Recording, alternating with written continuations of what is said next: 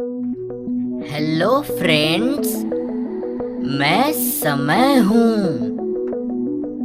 मैं हमेशा से कहता आया हूँ कि समय के साथ चलना चाहिए, लेकिन आज मैं आपको बीते हुए समय में ले जाने आया हूँ।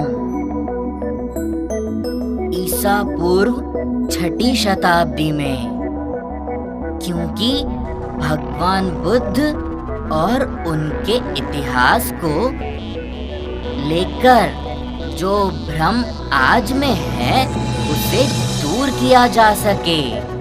लेकिन समय की ये यात्रा आप सबको मैं नहीं, कोई और करवाएंगे। तो आइए उनसे मिलते हैं।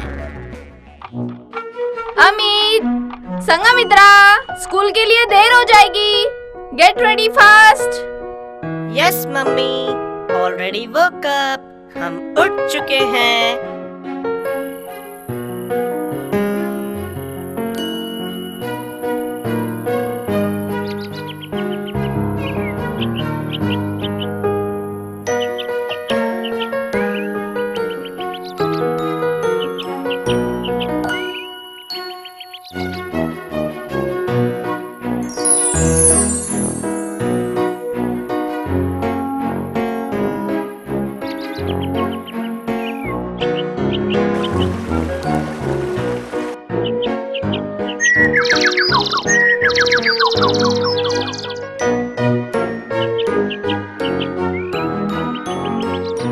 Mummy, we are ready. और रोज की तरह आपके कहे अनुसार हमने बुद्ध एंड हिज धम्म का एक पेज भी पढ़ लिया है। बहुत अच्छे। चलो अब अपने अपने लंच बॉक्स ले लो। Thank you mummy. बाय। और हाँ, रास्ते में दादाजी को तंग मत करना। और हाँ, वक्त पर लंच खा लेना। बाय बाय बच्चों। बाय बाय दादाजी।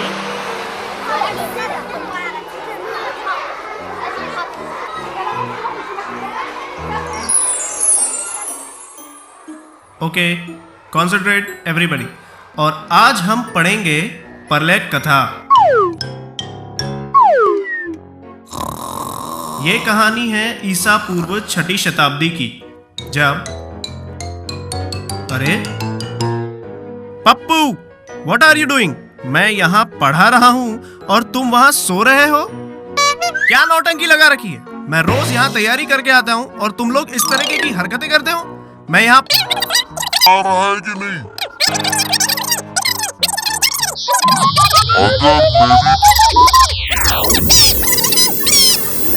अमित, आज सर ने जो पढ़ाया, क्या वो तुम्हें समझ में आया? नहीं संघमित्रा, मुझे तो कुछ भी समझ में नहीं आया। और तुम्हें? मुझे भी। हे, दादाजी आ गए। चलो बच्चों, चले।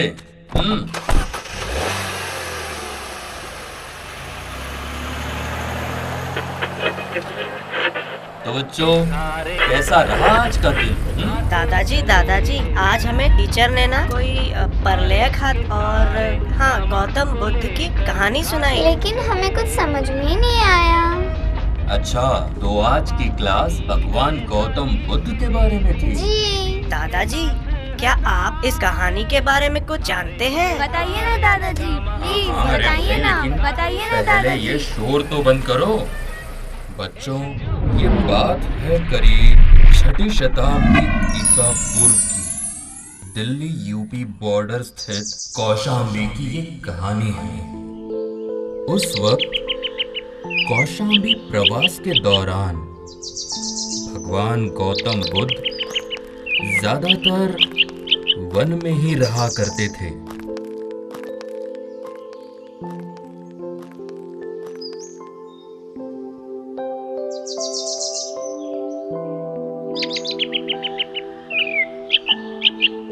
उसी वन में एक विशाल हाथी रहता था जो उस वन का राजा था। उस हाथी का नाम था परलेयक और साथ में एक बंदर भी रहा करता था। भगवान गौतम बुद्ध जब भी ध्यानस्थ होते, वन के सारे पशु पक्षी उनके इर्द गिर्द आकर शांति से बैठ जाते। वनराज परलेयक भी भगवान गौतम बुद्ध के प्रभाव से बच नहीं पाए। दादाजी, भगवान बुद्ध को उन जानवरों से डर नहीं लगता था? बिल्कुल भी नहीं। भगवान गौतम बुद्ध कहते थे, यदि मन में करुणा भाव हो तो किसी भी जानवर के साथ मैत्री भाव पूर्ण तरीके से रहा जा सकता है। फिर क्या हुआ दादाजी? उस वन में एक देव श्रव्य कुंड था जिसमें भगवान गौतम बुद्ध स्नान किया करते थे। स्नान के बाद परलेयक हाथी और वो बंदर दोनों साथ मिलकर भगवान गौतम बुद्ध के खाने के लिए कुछ फल ले आते। परलेयक की ये रोज की दिनचर्या हो गई थी और उस बंदर की भी सभी प्राणी मात्रों को भगवान बुद्ध से बहुत लगाव हो चुका था। एक दिन जब भगवान गौतम बुद्ध रुष्ट होकर कौशाम्बी से जाने लगे, तब सभी की आंखें भर आई। गौतम बुद्ध काफी दूर निकल आए थे।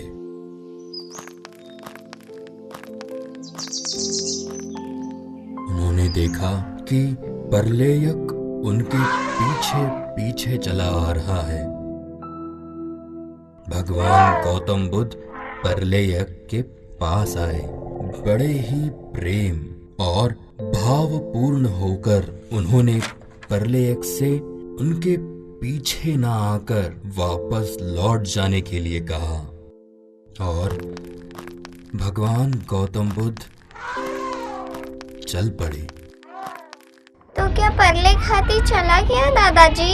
नहीं बेटा, जिस स्थान से भगवान गौतम बुद्ध ने परलेयक हाथी से जाने के लिए कहा था, वो उसी स्थान पर रुक गया।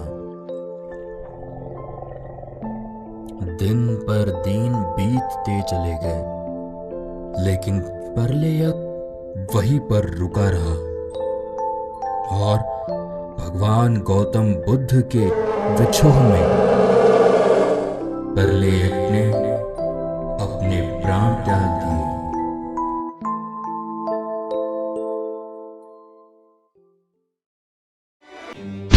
कौशाम्बी के तत्कालीन राजा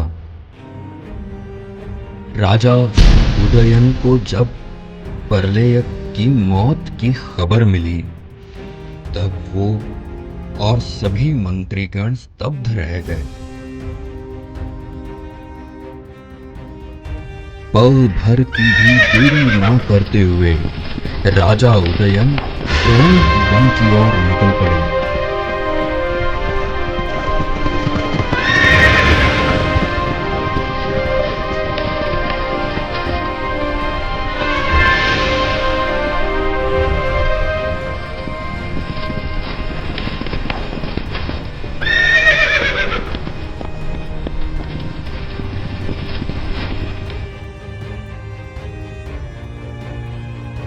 परलेयक की प्रत्येक को देखकर राजा की आंखें नम हो गई।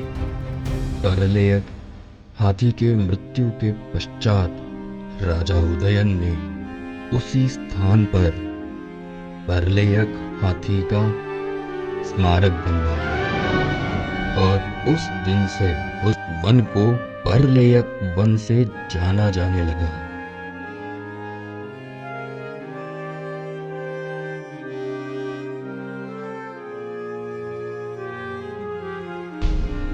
वाह दादाजी, आपने कितने अच्छे तरीके से समझाया।